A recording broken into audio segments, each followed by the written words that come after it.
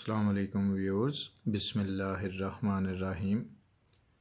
جماعت پنجم کی اردو کی کتاب میں سے ہم نظم پڑھ رہے ہیں بہادر بچے۔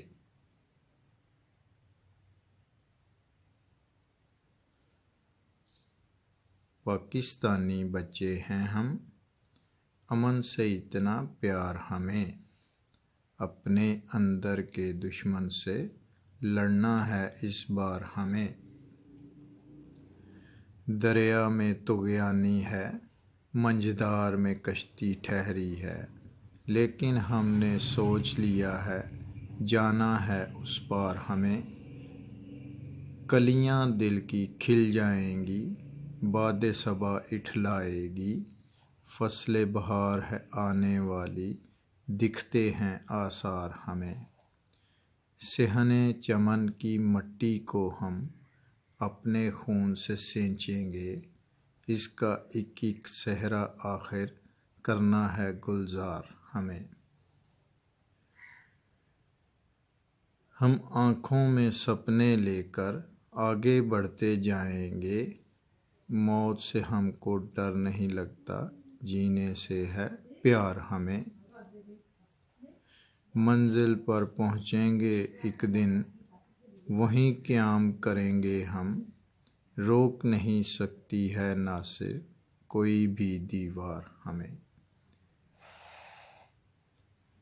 یہاں دیکھیں، شاعر نے بڑے ہی خوبصورت اشعار میں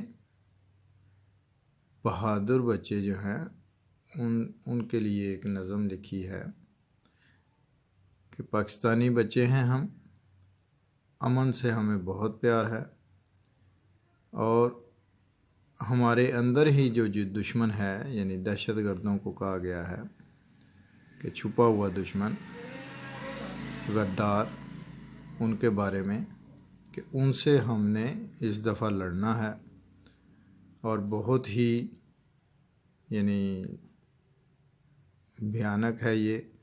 دریا میں طغیانی ہے، یعنی ہر طرف ہلچل سی مچی ہوئی ہے، گہما گہمی ہے، اور منجھدار میں کشتی ٹھہری ہے، یعنی پھنسی ہوئی ہے ہماری کشتی ان دہشت گردوں کے درمیان میں، لیکن ہم نے سوچ لیا ہے جانا ہے اس پار ہمیں، یعنی ان کا مقابلہ کرنا ہے ہر حالت میں۔ کلیاں دل کی کھل جائیں گی، باد صبا اٹھلائے گی، فصل بہار ہے آنے والی، دکھتے ہیں آثار ہمیں، یعنی امید ہے کہ ہم ان سے لڑنے میں کامیاب ہو جائیں گے، اور انشاءاللہ تعالی امن اور سکون ہمیں حاصل ہو جائے گا۔ صحن چمن کی مٹی کو، یعنی اس وطن کی مٹی کو ہم اپنا خون دے کر جو ہے وہ نکھاریں گے، سنواریں گے، اس کا ایک ایک صحرا آخر کرنا ہے گلزار ہمیں، یعنی یہاں پر بے آبادی ہو چکی ہے اسے ہم نے آباد کرنا ہے، اس کو پھولوں سے سجانا ہے۔